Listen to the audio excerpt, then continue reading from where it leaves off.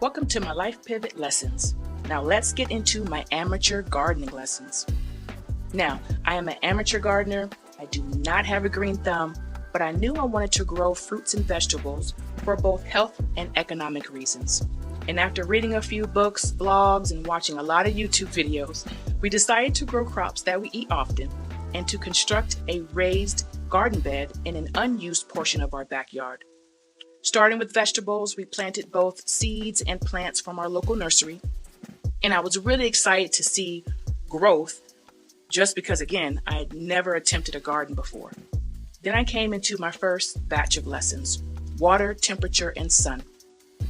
So I found I'm an overwaterer and I killed over half of my plants. Then the others didn't produce fruit because I discovered that I planted too late in the spring season, and once it got too hot, they stalled. Lastly, where I am in Nevada, the sun is super intense. However, when I did my sun exposure survey before construction, I didn't really realize, that the corner of the garden doesn't get enough sun. But I did not give up. I replanted and did have some wins. I ended up harvesting spinach and kale. Going into the winter, I learned how to protect plants from colder temps. I decided to leave the tomato plant there just to kind of see what it did, and I was able to get 3 tiny tomatoes, and so that was yet more evidence of my crop failures. The second lesson I learned was about soil mix. I tried to plant carrots, but they came out so tiny and curled. I researched finding that my soil was too compacted, so I had to make amendments for the next planting season to make sure the soil is lighter. So I took my lessons from year 1 into year 2, and everything was growing well, and then I ran into my first surprise guest, mushrooms, which I learned is a sign of healthy soil. So of course I was happy about that. Then I ran into my second surprise guest. Bees had taken over my compost bin. Now normally I'm terrified of bees and wanted them gone. We contacted local beekeepers for removal, however, it cost too much. And during all this, the bees did not bother me at all while I was working in my garden. They were just chilling in the compost bin, which, side note, again, I found is another good sign of compost health. So if I was going to live with a bee colony, I at least wanted access to the honey.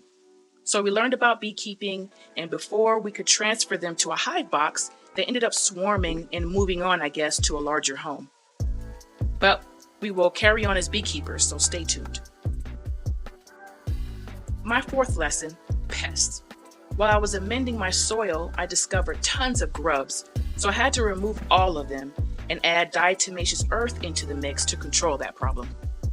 I learned from the lack of sun issue in the first year, and we decided to construct a second raised bed on our retaining wall because it got more sun than the corner bed. I added some Oyas and square foot gardening irrigation grid, which really helped me stay organized. Around the same time, I started to experiment with container gardening because I wanted to see how crops would grow in containers versus raised beds, according to the climate here in Nevada and my own personal gardening skills. I planted some of the same vegetables I had in my raised bed, and the thing with containers is you have to move them around and make sure they're protected from the elements. So we decided to construct a container deck, which functioned much better and is more aesthetically pleasing.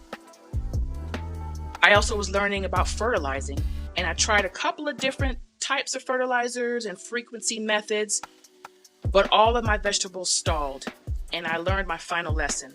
I fertilized too much and way too often. So I relaxed, didn't obsess over the garden, leaving it alone for a few weeks, and I saw much better improvement. So it was all me, all along, of course, doing way too much. I'll make another video to show you how I winterized this year, but that's it for now. My first 2 years of gardening experience. Of course, I learned great lessons and really struggled, but that's the part of growth. And I wanted to share this journey and say that although some people can just put stuff in the ground and have a bountiful harvest, others like me are taking the scenic route. Despite my setbacks, I wish I had done this sooner. It has been very rewarding and therapeutic. But you do need time, patience, and research. So if you're thinking about growing some stuff, know you're not alone if you struggle. I hope this inspires you to make a little pivot of your own. Thank you for watching, and see you around the garden.